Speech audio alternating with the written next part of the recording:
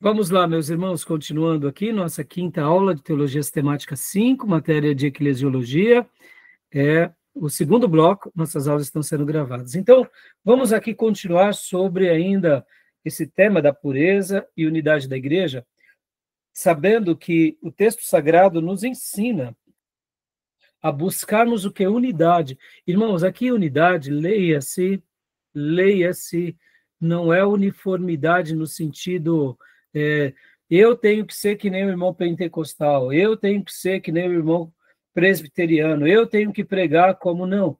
Cada um tem a sua identidade, unidade no que se diz respeito aquelas bases que vimos há pouco. Quais bases? De uma igreja que tenha sinais puros. Ou seja, cada um dentro dos seus critérios, cada um dentro das suas características, tá bom? Então, voltando aqui, dentro dessa premissa, né? Então, quando a gente fala sobre aqui a questão dessa unidade, eu até quero citar uma frase muito, muito linda que grandes irmãos nossos do passado diziam, né? Eu aprendi que era uma frase de John Wesley, mas eu já ouvi também que é uma frase de Agostinho. Outros vão falar que são de outros pensadores, eu não sei quem é o pai dessa criança, mas é uma frase que eles diziam, que é assim, no essencial, unidade. Ou seja, no que se diz respeito aos sinais de uma igreja pura, unidade. Aqui, claro, não são todos os pontos, mas são alguns pontos principais. Então, no essencial, unidade. Ou seja, essencial, unidade. No não essencial, respeito. Ou seja, não é essencial. Tá bom. Isso é importante para você? É. Mas não é importante para mim. Então, tudo bem, eu te respeito, você segue o seu caminho, eu sigo o meu. Somos irmãos que pensamos nesse ponto de forma diferente. E a terceira palavra é, e nas demais coisas, amor. Ou seja, o que isso nos ensina, meus irmãos? No essencial, unidade. No não essencial, respeito. E nas demais coisas, amor. A gente caminha muito bem. Então, aqui, unidade é no que se diz respeito a isso. Né? Não somos como a igreja presbiteriana, não somos como a igreja luterana, respeitamos. E os amamos. Mas existem muitas coisas que nos assemelham, porque enxergamos que esses irmãos são irmãos que pertencem à igreja verdadeira. Pastor, mas o senhor falou que temos igrejas menos puras e mais puras. E aquelas igrejas em que o Estado está unido, por exemplo, como a igreja anglicana? A igreja anglicana é uma igreja evangélica que está ligada diretamente à rainha, ao rei. Ou seja, quem dá as últimas palavras é o rei, juntamente com o líder, o pastor da igreja. Ora, pastor, o senhor concorda com essa união entre igreja e Estado? Eu não concordo, mas o que eu faço a respeito? Simples assim. Pastor, e o pastor que quer ir para a política, aí, que nem eu digo geralmente para a maioria dos irmãos, eu acho que o Silas Malafaia ele tinha que se enveredar para o mundo político, ele é bom nessa área, ele argumenta bem, ele tem uma postura briguenta, ele tem uma postura que, para a política, claro que ele precisaria ser um pouco mais maleável no que se diz respeito às discussões, mas ele é uma pessoa muito inteligente. Eu acho que parece que Deus separou ele para essas coisas. O senhor gosta disso? Não, eu não gosto, mas eu respeito. Por quê? Porque é ele, eu não posso arbitrar sobre ele, não posso também condená-lo. Estão entendendo, meus irmãos? Agora, se ele cometer certos erros e delitos, aí sim eu vou falar, não, está errado aqui, está errado ali. Então, percebam. Então, voltando aqui, né, aos nossos slides, né? Olha só que interessante. Agora aqui, uma breve separação uma breve história da separação organizacional da igreja. Então, quando a gente pega aqui, né, a igreja no ano 0, ou no ano 30, até 1054, vocês vão aprender em história eclesiástica tudo o que aconteceu. Mas, assim, fazendo um breve resumo, meus irmãos, até o ano 500, a igreja tinha, assim, uma característica muito interessante. muito bonita. A partir dos anos 500 e 600, ela foi se tornando aquilo que nós chamamos hoje de romanismo. E aí ela vai nascendo aqui uma nova característica. Vai surgindo a figura do Papa, vai surgindo outras questões, outras que nós chamamos outros sacramentos. A tradição ela é realmente colocada, mas não pensem vocês que esse período aqui foi também um período tranquilo para o catolicismo, que não foi. Porque aqui tinha pelo menos dois grupos, o grupo ortodoxo, católico ortodoxo, e os católicos romanos. E em 1054 houve a separação, ou seja, houve um cisma. Mas esse cisma começou um pouco aqui antes, algumas décadas e séculos antes, com aquilo que chamamos de controvérsia iconoclasta, que foi quando os ortodoxos quebraram os ídolos. E Roma viu isso como uma afronta. E por que eles fizeram isso? Porque eles viam que o povo estava adorando os ídolos, se prostrando aos ídolos, e eles falaram, não, está errado isso daqui, de acordo com a Bíblia. Logo depois, eles se sentaram, tentaram entrar em conserto, mas uma coisa que ficou bem estabelecida foi o seguinte, que a Igreja Ortodoxa, que tinha sede lá em Constantinopla, ela fazia frente politicamente com o governo de Roma. Porque nesse período, irmãos, é muito curioso, porque um pouco antes dessa separação aqui, nasce aquilo que é chamado Sacro Império Romano Germânico, com Carlos Magno. Ou seja, o Império Romano ele cai, o Império Romano do Ocidente, e Roma ela vai sendo liderada, vamos dizer assim, pelas figuras mais, não só dos bárbaros que ali estão, mas principalmente da figura dos bispos e a figura do Papa. Vamos dizer assim, com a coroação de Carlos Magno, ali nasce uma retomada de voltar a sede do Império Romano lá em Roma. E por isso que é chamado sacro, porque foi uma atitude não só de um governante, mas foi uma atitude também da igreja, por isso sagrado, né? Sacro Império Romano Germânico, porque era uma união também ali dos grupos bárbaros, em especiais dos teutônicos, né? Então, assim, tudo isso eu vou trabalhar em História Eclesiástica 1 e 2, tá, meus irmãos? Mas havia essa separação política, onde ficava em Constantinopla os ortodoxos gregos, e em Constantinopla era agora a nova capital do Império Romano. Porque, irmãos, Constantino, quando ele assume o Império Romano, ele sai de Roma, a capital, e vai lá para Constantinopla, por isso que ele dá o nome dele próprio. Pode ver que ali era Bizâncio antigamente, o nome que se chamava. E aí vira a cidade de Constantinopla. Ali ele estabelece agora a capital do Império Romano. Então, a capital do Império Romano ficou assim, ficou um bloco em Roma e um bloco agora em Constantinopla. Depois houve uma separação, o Império Romano do Oriente e o Império Romano do Ocidente. E essa polarização foi existindo aqui, meus irmãos, durante muitos anos, a partir aqui de Constantino, tá? E isso vai se desencadeando em muitas histórias, tem a controvérsia iconoclasta, mas aqui em 1054 houve ali uma reunião e houve a separação da Igreja Católica Apostólica Romana com a Ortodoxa Grega. Agora, o que é interessante, eles vão falar que a divisão é teológica, tá?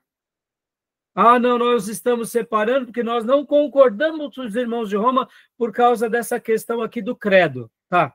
Mas, na realidade, a divisão foi política, tá bom, meus irmãos? É isso, foi forças, era isso. Essa foi uma divisão política. E essa separação, querendo ou não, foi algo que mexe com o catolicismo. Mas aqui, do ano 500 ao ano 1000, tiveram muitos problemas, irmãos, como em uma das aulas passadas nós ensinamos. Chegou um período também que teve 3 papas no mundo, na cristandade. Era um papa em tal cidade, um papa em tal cidade, um papa em outra cidade, só para vocês terem uma ideia, tá bom? Então, assim, essa ideia de que a igreja sempre foi unidinha, não é verdade, tá bom, meus irmãos? Só para tirar do... Porque hoje os católicos gostam muito de falar isso, né? Nós somos unidos. Não, mentira, nunca foram unidos, sempre tiveram ali as suas separações. Podem ver que dentro do catolicismo tem muito isso, são os grupos, né? Os beneditinos, franciscanos, né? Os agostinianos, e aí vai. São várias linhas. Os carmelitas, entendeu? Só que ao longo de tanta história, eles conseguiram colocar tudo debaixo, no catolicismo romano, debaixo da figura do Papa. Já os ortodoxos gregos, eles são separados. E aí vem depois aquilo que vocês conhecem, que é a Reforma Protestante de 1517. Mas aqui nós temos vários outros movimentos, que são chamados movimentos pré-reformadores. A maioria desses bispos, padres, que tentaram renovar aqui a igreja, a maioria foram mortos, ou queimados, ou enforcados, ou sentenciados em calabouços até morrer. Então, percebam, Lutero foi aquele que, de fato, fez a virada da chave. E aconteceu porque, pouco tempo antes, tinham inventado a imprensa e ele agora traduz a Bíblia para o alemão e publica a Bíblia em aonde quer que tinha um povo alemão, chegou uma Bíblia lá, e aí começa, então, aquilo que a gente conhece como Reforma Protestante. E olha só que interessante aqui, irmãos, agora eu quero gastar um minuto falando sobre esse episódio, que é 1525, ó. Aqui nós temos a Reforma Radical e Igrejas Livres. O que foi a Reforma Radical? Olha que curioso, hein? Bastou a Bíblia cair na mão das pessoas, as pessoas começaram a ler, estudar, se converter, que agora elas começam a argumentar, que elas começam a questionar, porque agora elas têm a Bíblia, e a Bíblia fala para a gente o quê? Examinar. E é só o pastor que examina? Não, é todo mundo que examina. E então, em 1525, percebam, irmãos, passaram-se apenas aqui alguns anos, né? Se a gente for ver, poucos anos. Em 1525, tem essa reforma radical que nasce ali na Suíça. E o que era essa ala? O que foi essa reforma radical? Essas igrejas, agora que tinham se convertido, começaram a questionar. Questionar o quê? Por exemplo, o batismo. Lutero praticava o batismo de criança. E outras igrejas que tinham nascido praticavam o batismo de criança. Eles falaram, não, tem que ser o batismo adulto, não o batismo infantil. Percebam que aqui, irmãos, o que nos leva o estudo, né? O estudo nos leva ao questionamento. Tá vendo, irmãos? Porque muitas igrejas não gostam de estudar, porque eles não querem ser questionados. O estudo levou ao questionamento. É aqui que nascem os anabatistas, que depois vai se tornar batistas. Mas os anabatistas, num primeiro momento, irmãos, eles foram chamados de anabatista porque no grego a preposição aná é de novo, ou seja, batizarem-se de novo. Então, por isso anabatista, que depois se torna batista. Por outro lado, também, eles também praticaram algumas besteiras, tiveram algumas heresias, tá, meus irmãos? Só para antecipar aqui rapidamente, tá? Mas nasce também uma oposição muito forte contra a igreja e o Estado. Porque vários príncipes colocaram agora o luteranismo debaixo do seu reinado, mas queriam uma parceria. Não teve a reforma protestante? Teve. Então, muitos reis deixaram o catolicismo e se tornaram protestantes. Mas agora, qual igreja dominava? A igreja luterana e algumas outras igrejas. E esses príncipes e reis queriam agora o quê? Ter autonomia sobre a igreja. E aí esses irmãos falaram, não, separação. Dai a César o que é de César, dai a Deus o que é de Deus. E aí tiveram uma grande oposição a ligação da igreja e do Estado. E é aqui onde se fortalece essa ideia. E aí aqui também nasce aquilo que chamamos de igrejas livres, aí onde surgem os menonitas, aí nasce de fato os batistas, os congregacionais, e depois, em 1570, nasce a igreja anglicana, que é a igreja da Inglaterra, ou seja, o rei da Inglaterra torna-se protestante e agora ele oficializa que a religião oficial da Inglaterra será chamada anglicanismo. São os protestantes, mais ligados ao Estado. Tá bom? Então, aqui é uma breve síntese da história. Como eu disse, não dá para a gente falar de tudo, né, meus irmãos? Mas percebam, irmãos, então tem vários tipos de igreja, e aqui nascem também o quê? Nascem os presbiterianos, depois, mais para frente, vão nascer outras igrejas. Tudo bem até aí? Ficou claro aqui? Ficou? Deu para ver que quando a gente começa a estudar, os neurônios começam a pensar, a gente começa a questionar certas práticas, certas crendices. Estão entendendo, meus irmãos, como estudar é brilhante? Vem cá, lembra que numa das aulas passadas eu falei sobre os movimentos pentecostais e as igrejinhas pequenas, e até o Tomé falou, por que não se unem, né? Por que elas não se unem, né, Tomé? Você falou, por que não, todas não se unem? Deixa eu dizer uma coisa aqui, irmãos. De certa medida, Tomé, de certa medida, irmãs, o movimento pentecostal, ele trouxe uma nova característica ao povo evangélico no Brasil. Mas ele se tornou uma grande denominação, forte. E essas igrejas pentecostais que nascem da Assembleia de Deus, em certa medida, sabe o que são também? É uma certa reforma radical e igrejas livres que nascem. Por quê? Porque são pensamentos de irmãos e de grupos que começam a destoar com a sede, e aí eles preferem se tornar independentes. Aí talvez vocês digam assim, pastor, mas eu já ouvi falar que são grupos rebeldes. Não necessariamente, irmãos. Deixa eu dizer aqui uma coisa para vocês. Sabe o que aconteceu com os nossos irmãos pentecostais? De certa medida? Eles se tornaram um pouco mais democráticos. Foi isso que aconteceu. Já que a Assembleia de Deus tem um sistema de governo dirigido por um líder, e ele dita a regra de todos, muitos irmãos falaram, não, eu não acho certo isso para nós. Então, eles preferiram montar, para eles não ficarem sendo do grupo rebelde dentro da igreja, eles preferiram montar as suas novas igrejas. Então, em certa medida, o que foi esses surgimentos de outras igrejas pentecostais?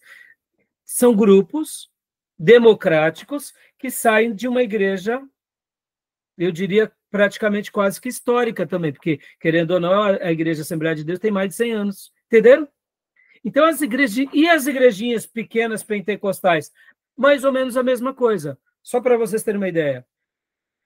Nasce desses movimentos, nasce a igreja O Brasil para Cristo, né, uma igreja pentecostal, nasce a Igreja Unida, nasce a Deus e Amor, nasce a Casa da Bênção e tantos outros ministérios da onde? Da Assembleia de Deus. Eu te pergunto, pastor, Deus não estava nesse negócio? Eu deduzo que sim.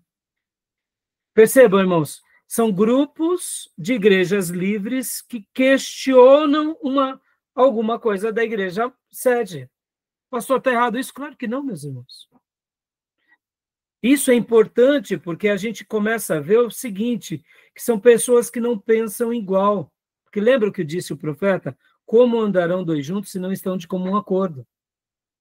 Por exemplo, vocês sabem que recentemente a Assembleia de Deus do Brás, ela tem se enveredado muito para a política. Nem todos os pastores concordam com isso.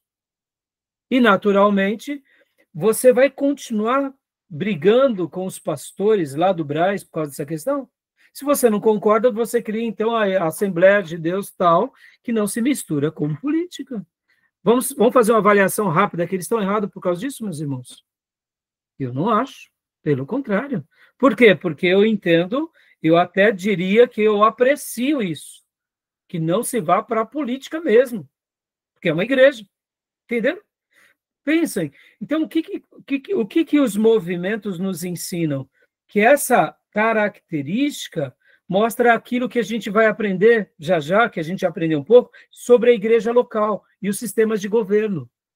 Muitas igrejas, muitos grupos, chegam a um ponto que eles falam, não estou concordando como a sede está administrando os recursos. Porque eu não sei se vocês sabem, já até antecipando, a Assembleia de Deus, ela tem uma sede, e essa sede administra tudo de todas as igrejas. É um sistema de governo. Aí, nós batistas somos independentes, cada igreja batista, ela é independente. E a convenção, pastor? A convenção não manda na igreja, a convenção apoia as igrejas que são independentes. Por isso que o povo batista é um povo chamado povo democrático. Perceba, eu sou um sistema de governo. Então, muitos irmãos, muitas vezes, não concordam com uma certa situação. O que é melhor? Que eles, então, se unam a outros grupos. Percebam, então, dando uma resposta das aulas passadas, Tomé, as igrejas pequenas, na realidade, são o quê? Grupos que, democraticamente, resolveram criar uma nova igreja. Eu sei que parece meio estranho, mas eles estão aprendendo com a história. Mesmo que eles não saibam disso, mas tem uma característica de beleza, porque são grupos de igrejas locais que estão sendo organizadas para servir o evangelho e servir o reino. Tá bom? Só uma síntese. Ficou claro aqui? Eu fiz essa ponte com os pentecostais, porque isso vale também para os avivados, né? Pode ver, a Igreja Batista Nacional, ela nasce do quê? Ela nasce porque os irmãos batistas brasileiros, os tradicionais, não concordaram num primeiro momento com o movimento avivado, então preferiram excluí-los, e agora os irmãos avivados, graças a Deus, depois de várias décadas, hoje tem muita harmonia com os irmãos tradicionais. Só para vocês terem uma ideia, o seminário da onde nós surgimos, que é o STBnet, lá recebe muitos irmãos batistas brasileiros. Recebem muitos irmãos tradicionais. Que interessante, não? Para estudar lá com os professores. O Júnior, por exemplo, nosso irmão que hoje não veio, que é advogado, ele é de uma igreja tradicional. E nós temos uma origem avivada, estamos servindo o nosso irmão tradicional. Olha que coisa linda, né? Então, graças a Deus, os tempos se passaram, as feridas foram curadas, aprendemos uns com os outros e estamos crescendo juntos, tá bom, meus irmãos? Então, percebam que os trabalhos, eles nascem, ora meio debaixo de uma certa opressão, mas eles vão se ajustando ao longo da caminhada, tá bom? E alguma pergunta sobre isso? Não? Então, vamos lá. Agora para o outro ponto, né? Que é esse ponto aqui, ó. O nosso irmão Gruden, ele vai falar muito sobre isso, razões para a separação. Será que há razões para a gente se separar de uma igreja? Razões para a gente realmente sair daquela igreja? E aqui ele vai pincelar algumas razões válidas e outras razões não válidas. Então, irmã Beatriz, leia aqui o slide para nós, por gentileza. O slide da Vida Nova. Motivos prováveis para as divisões na igreja. Razões válidas. Razões doutrinárias. Em 1 Coríntios 5, 11 e 13, 2 Tessalonicenses 3, 14 e 15. Tá bom até aí. Tem vários outros textos, né? Então, vamos lá. Primeiro ponto. É legítimo por questões doutrinárias? Sim. Então, vamos lá, eu estou numa igreja, vocês estão na igreja Batista Missionário, o pastor Raimundo endoidou. Falou agora que a gente tem que adorar o pastor Ernesto Nini, porque ele era um homem ungido, e se a gente orar para o Ernesto Nini, aí o pastor endoidou. Aí o que as irmãs vão fazer, os irmãos? Primeira coisa, vamos seguir o critério bíblico de como que a gente resolve um conflito desse, doutrinário. O que a Bíblia nos... A gente vai ter uma aula somente de disciplina, tá, irmãos? Mas eu quero antecipar. A Bíblia chama para a gente chamar o irmão que está no erro e exortar em amor. Se ele não der ouvido, chama mais algumas pessoas. Se não der ouvido, leva a assembleia na igreja. Se não der ouvido, aí ele é retirado da comunidade, ele é excluído da comunidade. Tudo bem até aí? Esse é o critério bíblico, tá, meus irmãos? Não é simplesmente o pastor errou uma vez, mata o pastor, mata, crucifica. Não, não é assim. O pastor errou, o pastor viajou na maionese. Aí veio o irmão e falou, pastor, o que você está fazendo? O senhor ama demais o Ernesto, nem está adorando. Não pode, pastor, não pode. Tá bom, pede perdão e se retrata, né? É óbvio, estou dando exagero aqui, né? Porque há um carinho muito grande nosso pelo Ernesto Anini. Mas vamos lá, meus irmãos. Tirando a figura do pastor, o pastor, então, não permaneceu no erro. Mas supondo que o pastor permaneça no reino, aí vem a irmã Miriam, que é uma das fundadoras da igreja, e fala, irmão, vocês nem sabem, eu também orei para o pastor Ernesto Anini. Meus irmãos, fui curada, estou curada. Pastor Enéas está lá no céu intercedendo por nós. Aí tem o pastor e agora é a irmã Miriam, aí, ó. E aí os irmãos começam a falar, pastor, misericórdia, irmã Miriam, misericórdia, irmãos, Deus vai esclarecer para vocês, e tá. E eu começo a trazer pessoas para a minha heresia. E aí? O que a ovelha tem que fazer? O que os irmãos têm que fazer? O pastor está irretratável, concorda? Aí a gente tem que literalmente sair da igreja, não tem o que fazer, concorda? Então, razões doutrinárias. Coisas sérias. Segundo motivo, agora esse daqui é um pouco mais complicado e o terceiro mais complicado ainda. Aqui, razões doutrinárias, irmãos, vamos lá, vamos pegar uma coisa aqui. Livre-arbítrio ou predestinação? O pastor crê no livre-arbítrio, o outro crê na predestinação. É um motivo para a gente sair da igreja? O que vocês acham? Pode falar, pode soltar o som aí. Eu acho que não. Eu também acho que não Até porque a gente nunca vai concordar 100% com o que a pessoa está falando. Mesmo que um calvinista, ele diga que quem pensa como arminiano está praticando uma heresia, irmãos, a gente tem uma discussão madura e inteligente. Vamos respeitar o irmão, ele não consegue entender aquilo. Tudo bem. Ora, eu sou um avivado, eu creio em milagre, o irmão não crê em milagre. Vai sair da igreja por causa disso? Eu vou tratar o irmão com desdém?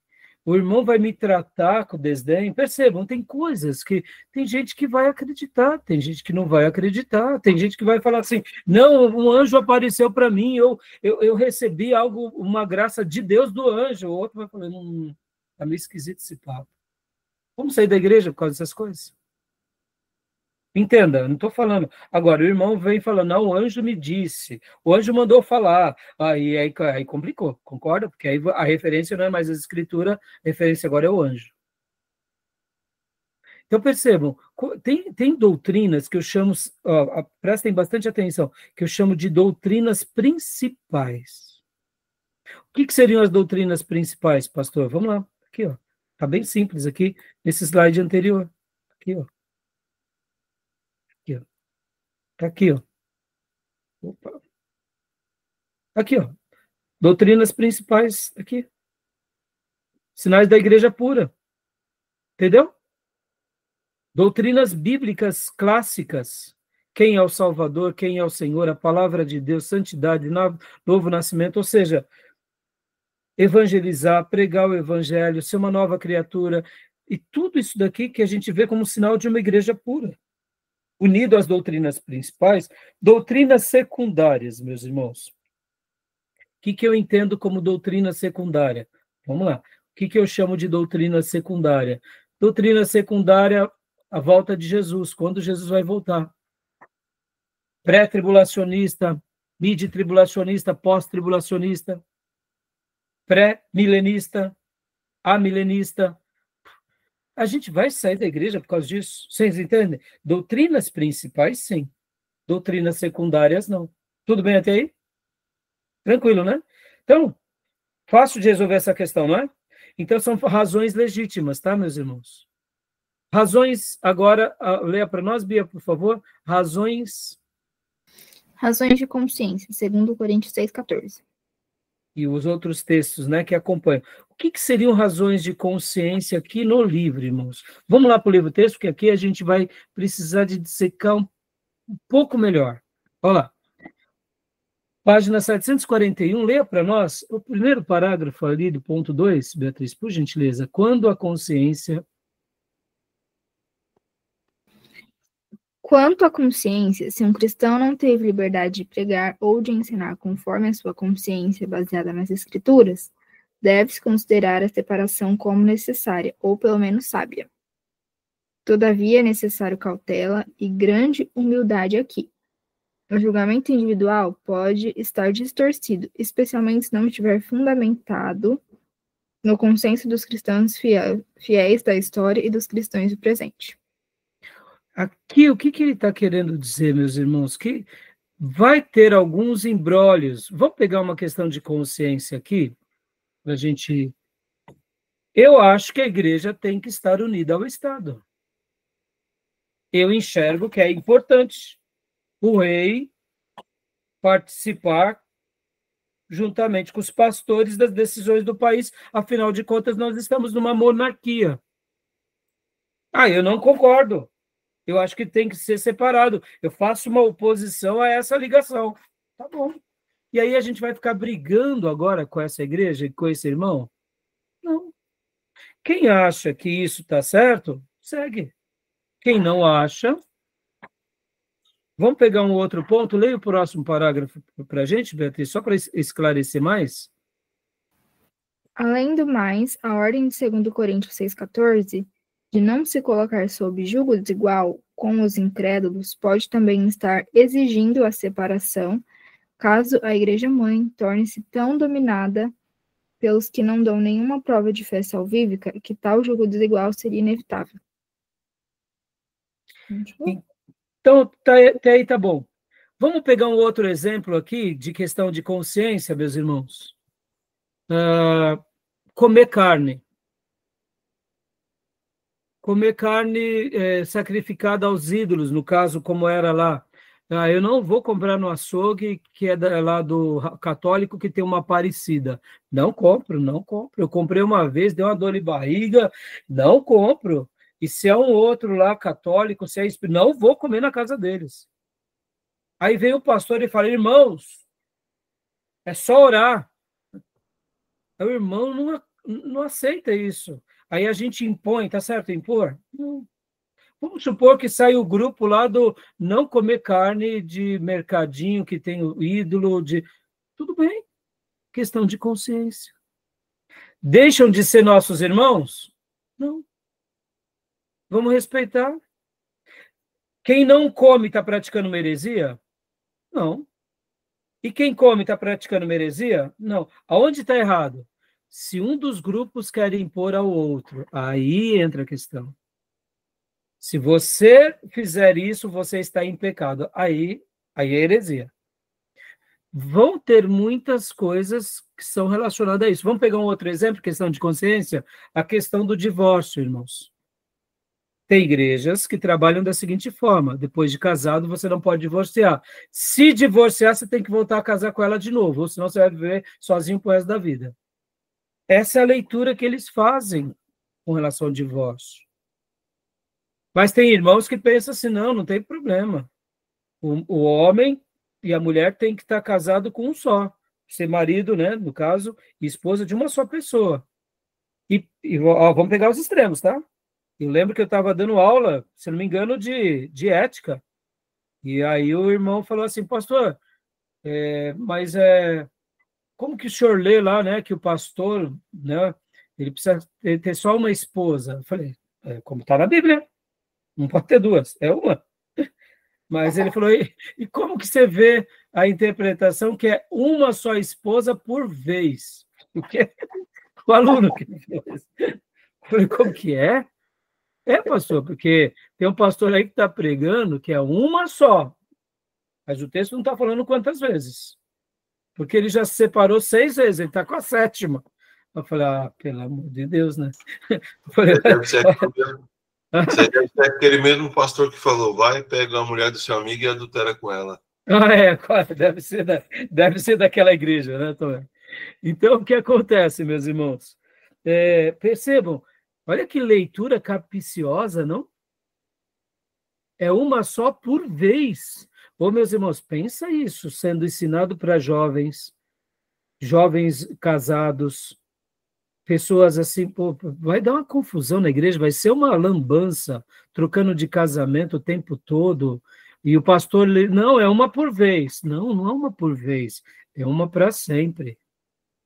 Ah, pastor, mas e o divórcio? Aí, então, pegamos duas questões. Aquele grupo que não divorcia nunca, né? E se divorciar não casa nunca mais. Ah, pastor, mas e o caso de adultério? Lamento, se ele vai ter que casar com a adúltera. Né?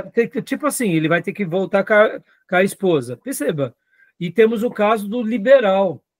Perceba, irmãos, é muito difícil. E vamos para um terceiro caso, daqueles que colocam o divórcio como se fosse uma blasfêmia contra o Espírito Santo. Já viram pessoas assim? Não, se você divorciar, meu irmão, você não entra no céu. Ele coloca o divórcio como se fosse a blasfêmia contra o Espírito Santo. Vem cá. O que é a blasfêmia contra o Espírito Santo? Não tem nada a ver com o divórcio. Coloca um peso sobre as pessoas. Estão entendendo, irmãos? Então, questões de consciência. Dá para a gente escravizar alguém? Não dá para a gente ser liberal, né? Mas o irmão quer ser radical, porque está interpretando erradamente, né? O divórcio é um acidente de percurso. Só para vocês terem uma ideia, irmãos. Como se chama uma criança que perdeu os pais prematuramente? O nome dessa criança, perdeu os pais prematuramente. Órfão. Órfão, não é? Órfão existe, não é? Não é o termo? E como que é o nome de um pai ou de uma mãe que perdeu os filhos prematuramente?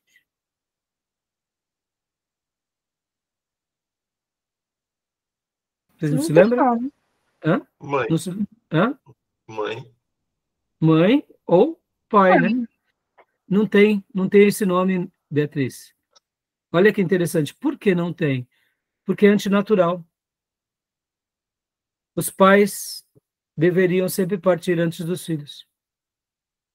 E alguns episódios podem até partir prematuramente quando é uma criança se torna um órfão. Percebam, é antinatural pais perderem filhos. Por isso que não tem nome. É antinatural o divórcio. Não deveria existir. Mas já que acontece, a igreja tem que saber lidar com os critérios bíblicos, com a situação coerente. E não simplesmente criar exageros. Entendeu? Tem que enfrentar de frente. É um problema. É uma família da igreja. A gente não pode tratar isso como um caso tolo e fútil, entendeu? Então, percebam, questões de consciência são mais difíceis de lidarmos. Por quê? Porque questões de consciência é um caroço de angu? É um caroço de angu. Mas está dentro de uma perspectiva. Então, eu posso sair da igreja porque na igreja, de repente, eu parei de pensar como outro e nada me desabone. Não é uma questão de caráter, de moral? Posso sair. É mais difícil? Essa saída se torna mais complicada? Se torna, porque não tem uma questão doutrinária. Mas a gente tem que ser honesto e leal. Estão entendendo? Eu, por exemplo, tem pastores que no passado eles foram muito importantes para a minha vida, hoje não mais. Por exemplo, eu vi uma publicação recente do Ed Renekiewicz falando sobre o Charlie Kirk. Eu fiquei triste demais. O Ed René, para mim, um dia ele foi uma referência para mim, hoje já não mais. Mostrando que o Charlie Kirk era um extremista, era uma pessoa lunática, que fazia mal para a sociedade. Ouvir isso de um pastor batista me dói o coração. Você entende? Porque quando ele fala isso, ele reforça quem? Ele reforça aqueles que odeiam Charlie. Você entende, irmãos? Tem coisas que são polêmicas. Então, numa questão polêmica, mesmo que você tenha uma opinião, tem horas que a gente tem que ser comedido. A gente está criando mais divisão na sociedade do que apaziguando. Vocês entendem? Então, por que eu estou falando isso? Questão de consciência. Para mim, o Ed René, um dia foi muito importante. Depois de um período, ali por volta do ano 2001, 2002, comecei a notar algumas mudanças. Depois, emancipei e falei, não serve mais para caminhar comigo. E ele não serve mais para ser minha referência. Tudo bem, tem gente que segue ele. Questões de consciência. Estão entendendo, irmãos? Esse é um ponto que eu discordo dele, entre muitos, né? Tá bom? E agora, considerações práticas, que também está dentro desse ponto. Porque aqui, questões de consciência é até um pouco mais, sabe, mais fácil. E considerações práticas. Leia para nós no livro, Beatriz, esse parágrafo. Por favor, os cristãos podem decidir separar-se de uma igreja se, depois de reflexão acompanhada de muita oração, parecer-lhes que permanecer naquela igreja provavelmente resultará mais em mal do que em bem. Deixa eu dar uma pausa aqui, por gentileza. Como assim, pastor? Vamos lá. Tem vezes que um grupo da igreja nota que já não está dando mais para caminhar junto. Pastor, isso acontece? Claro que acontece. Já aconteceu comigo, a irmã Miriam vai lembrar. Pessoas que chegam e falam, pastor, eu não estou mais em comunhão com a igreja, com o Senhor. Eu quero ir para outra igreja. Nessa hora, nós precisamos, irmãos, ser maduros. Por quê? Porque eu não queria perder ninguém daqueles que eu ganhei para Jesus. Domingo passado, um irmão que um dia foi da nossa igreja, a irmã Miriam conhece, o irmão Miro, me mandou uma mensagem, irmã. Sabe o Miro? Lembra do Miro? Sim. E o Miro hoje está em uma outra igreja, etc. e tal, me mandou uma mensagem. O Miro foi alguém que nem é o Felipe Reente, que nem é o Rick, sabe? O André, pessoas que estavam ali do meu lado. Durante tantos anos, ele e a esposa. E ali ele me mandou uma mensagem tão carinhosa, agradecendo a Deus pela mensagem, sabe? De domingo, que ele ouviu. Ele ouviu em algum lugar. E me deu uma saudade dele, da Luciana. Por quê? Porque caminhamos tão bem durante tantos anos. Mas um dia, infelizmente, eles saíram. E aí, pastor? E aí a gente apragueja? Não, a gente abençoa. O pastor Johnny e o irmão Gil, eles tiveram uma experiência muito dolorosa, porque no momento que eles chegaram para o pastor deles e falaram, pastor, a gente quer sair, ele falou, tá bom, pode sair, mas é tipo assim, saiu meio obrigado, sabe? Não é legal, irmãos. A pessoa quer sair por uma questão prática, porque ela quer começar um novo trabalho, não tem problema. Eu acho que o problema é quando a pessoa é desleal. A pessoa faz um motim dentro da igreja, leva muitos irmãos contra o pastor, divide a igreja para começar um trabalho. Aí é deslealdade. Se a pessoa está querendo iniciar um novo trabalho, seja leal, seja honesto, seja franco. Fala, pastor, eu sinto que aqui na nossa igreja eu não estou crescendo. Eu preciso começar algo novo. Por isso que ele coloca debaixo de muita oração, debaixo de muita reflexão, com muita honestidade. Irmão, que considerações práticas. Nenhum problema. Como eu disse, irmãos, eu nunca desejei perder ninguém dos que eu ganhei. Nenhum. Pastor, o senhor é possessivo. Não é isso, irmãos. É amor, eu amo muito aqueles que eu cuido. Olha vocês, olha o trabalho que eu tenho com vocês e ao empenho que eu tenho com cada um de vocês. E ainda tem hora que eu acho que estou devendo porque ainda não fiz tão bem quanto.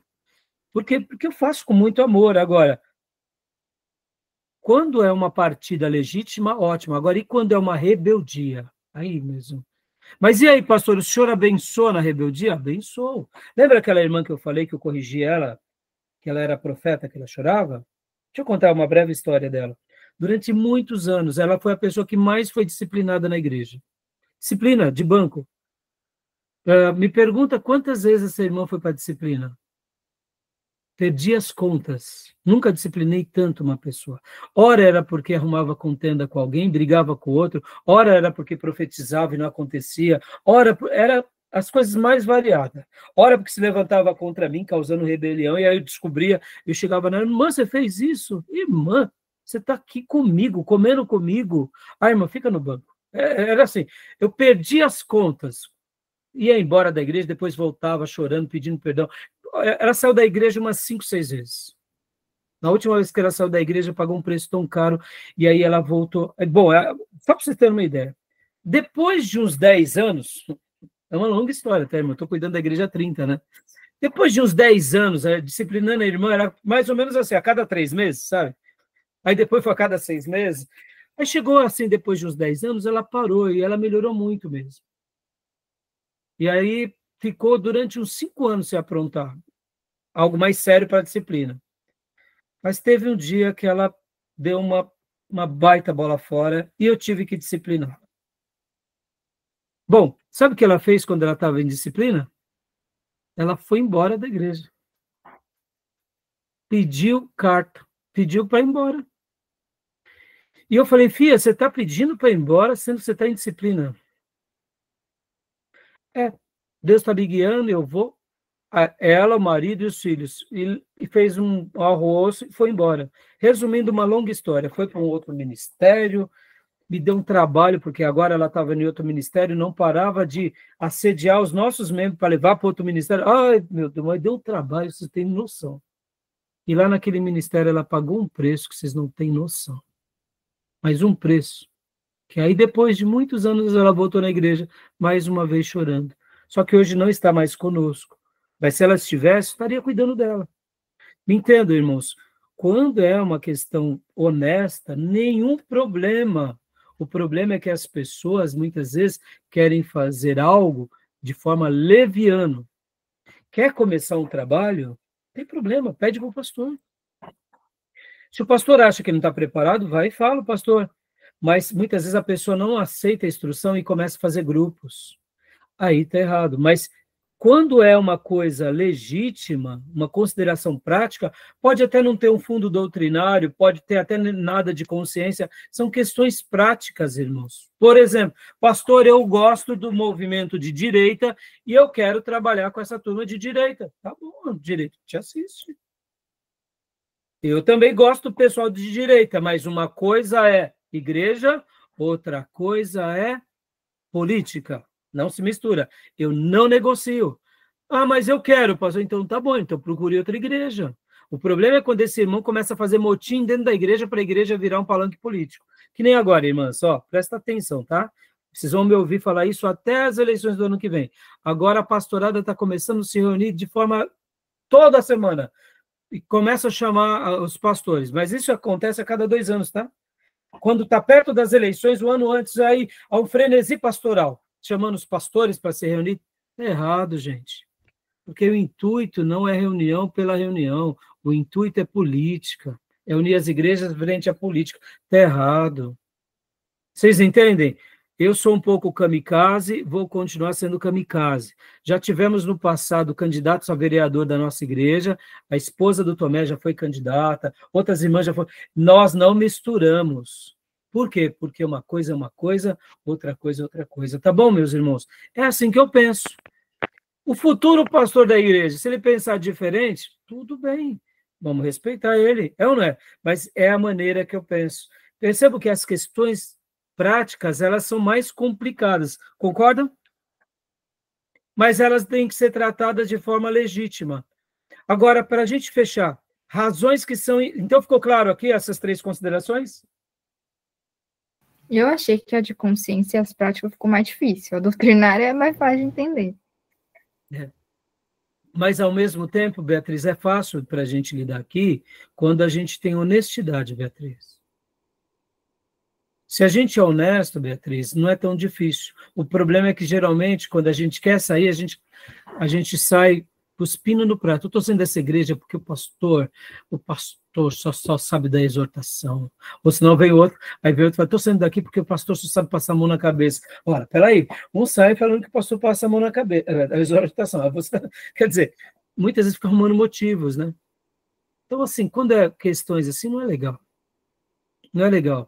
Mas quando a gente trata com franqueza, com honestidade, não se torna tão difícil, entendeu?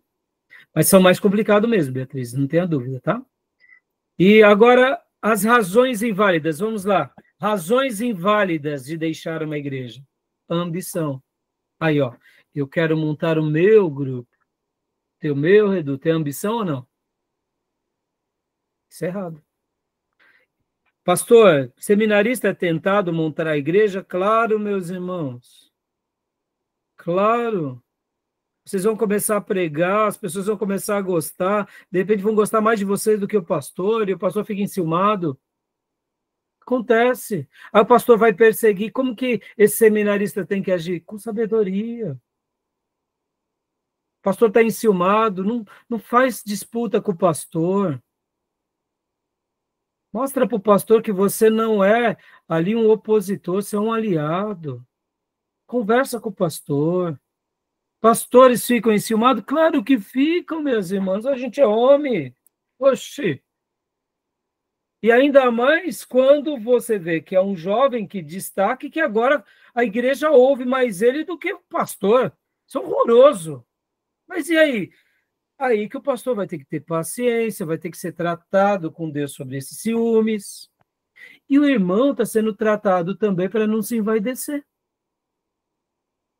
Agora eu pergunto, se homens de Deus não são maduros, o que se envereda? Uma perseguição que nem Saul a Davi.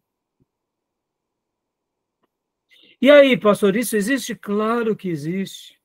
Deixa eu contar aqui uma história real. Eu estava num congresso de pastores e o pastor Jorge Linhares contou para nós essa história. Pastor Jorge Linhares, lá de Belo Horizonte, da Igreja Batista Getsemane. Ele falou assim que ele estava cuidando de um pastor.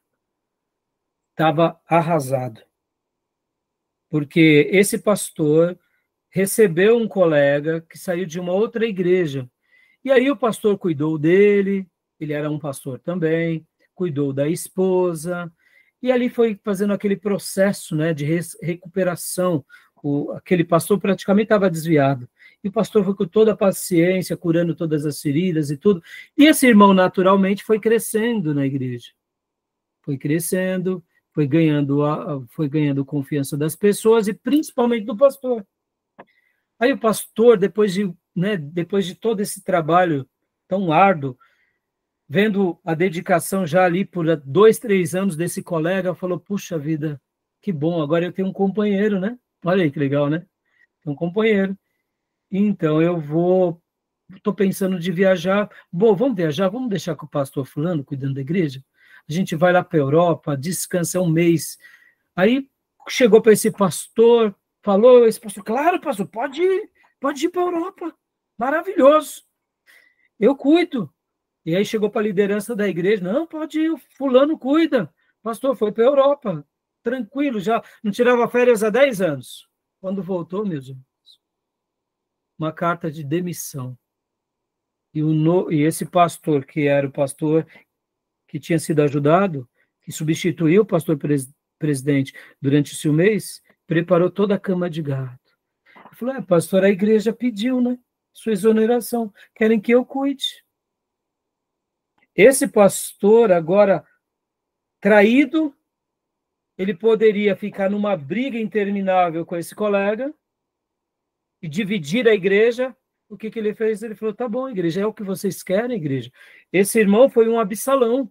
Ele convenceu toda a igreja, ele já vinha ali trabalhando de trás dos bastidores. Quando o pastor falou que foi para a Europa, pronto, foi a hora das reuniões, foi a hora das decisões, chegou tudo pronto, não teve o que fazer. Um ministério que foi tomado. Se o pastor foi ingênuo? Sim, não, irmão, se você não sabe se a pessoa vai cometer isso. Então, perceba, ambição pode ser uma coisa, é um motivo inválido? Sim. Pastores que praticam isso têm ministério próspero? Não. Deus vai puni-los no tempo certo, assim como fez com Saul, assim como fez com Absalão. Eu tenho um livro aqui chamado Perfil de 3 Reis, meus irmãos. Comprem e leiam esse livro. Todo seminarista precisa de ler esse livro. O Perfil de 3 Reis, da editora Vida, do Jenny Edwards. É magnífico. Conta a história de Davi, de Saul e de Absalão. Conta a história de como Davi um dia lidou com um líder tirano. E aí, um dia, Davi se tornou rei. E agora vem um filho que é tirano. E como agora, como rei, Davi não se tornou um Saul para o seu próprio filho. Ou seja, quando Davi era liderado, ele soube lidar sem matar o ungido. E agora que ele se tornou rei, ele soube liderar sem matar os seus liderados. Esse livro é uma pérola mostrando o perfil de 3 reis. É uma maneira em que nos leva a nunca sermos Saul ou Absalão, mas sempre agirmos como Davi, tá bom? Segundo motivo, que está dentro disso que eu estou comentando, orgulho pessoal. Não, eu não quero saber, eu vou fazer, não importa, vou passar por cima de todas as pessoas, ou se não por coisas menores, diferenças menores, irmãos. Como eu mencionei, política, como eu mencionei, por exemplo, irmãos, tem vezes, por exemplo, a nossa igreja, a Igreja Batista Missionária, nasceu de um racha com a primeira Igreja Batista ali na Tiradentes. Por quê? Porque um grupo começou a ser batizado com o Espírito Santo, e aí houve um racha e criaram a Igreja Batista Missionária. Essa é a história, né, irmã Miriam? A irmã Miriam vai lembrar, porque a irmã Miriam se converte nessa época, e aí eu digo, precisava de ter um racha, precisava de... Então, percebam, muitas vezes são muitas brigas, só para vocês terem uma ideia, para eu concluir. Quando eu assumi a Igreja Batista Missionária, a primeira coisa que eu fiz, lembra, Miriam? Foi ir lá na igreja...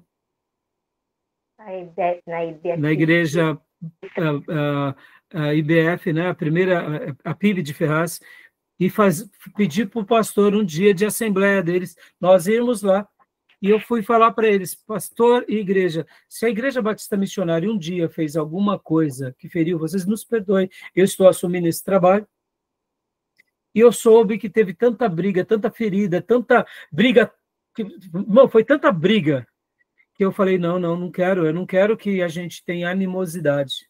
E fui lá pedir perdão. E o pastor que estava lá no dia, nos recebeu, fez uma assembleia, ele e a igreja falou, amém, pastor, amém. Eu falei, eu estou aqui com o meu pequenino rebanho, você estava nesse dia, Miriam? Não, eu não fui. Então, mas aí eu tinha marcado e fomos lá. Porque, irmãos, é uma igreja, irmã, eu não sei o que aconteceu no passado, mas eu agora assumi essa igreja e, de repente, tem um monte de rabo solto, né? Um monte de rastro. Eu não quero isso, eu quero caminhar com harmonia com os meus irmãos. E agora, poderíamos ter voltado à igreja lá, brasileira, sim, mas já estávamos debaixo da Batista Nacional, ou seja, já tinha uma estrutura. Para que iríamos voltar lá sendo avivados para criar animosidade? Quando eu fui. E também essa questão da orientação. Na época, Deus não nos orientou, então continuamos assim. Estão entendendo, irmãos? Diferenças menores. Mas a gente tem que tomar cuidado com essas diferenças menores, principalmente quando elas são questões que burlam a ética e moral, assim como o orgulho pessoal. Tá bom? Ficou claro? Tudo bem? Fechou? Deu para entender aqui as razões? Sim. Alguma Razões pergunta? Razões válidas, né? Oi? Aqui as razões válidas e razões inválidas para sair. Exato, né? Exato.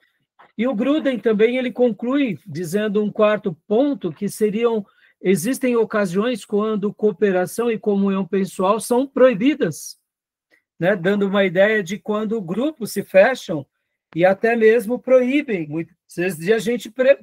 Por exemplo, irmãos, eu não vou proibir os irmãos de irem em outra igreja. É claro que eu vou recomendar. Nos dias de culto, não faltem. Em tais igrejas eu vou recomendar, não faltem. Mas não posso obrigar vocês, como cada obreiro. Agora, eu vou sempre dizer, evitem, porque senão a pessoa fica muito dividida, né? E principalmente pessoas que ainda não têm muita firmeza. Mas, então, assim, aí ele cita, né, um último ponto aqui. Quando cristãos devem dar passos mais sérios do que os já mencionados e empenham-se em um tipo de separação anteriormente chamado recusa de cooperação ou recusa de comunhão. Aqui ele está dando uma ideia também, né, de algumas outras peculiaridades, tá bom? Dê uma olhada no livro, qualquer dúvida, vocês me chamam, tá bom? Mas tudo bem até aí? Fechou? Então vamos para o último bloco, curtinho, para a gente finalizar, tá bom? Vou fechar aqui nossa chamada e vamos para o último bloco, tá bom?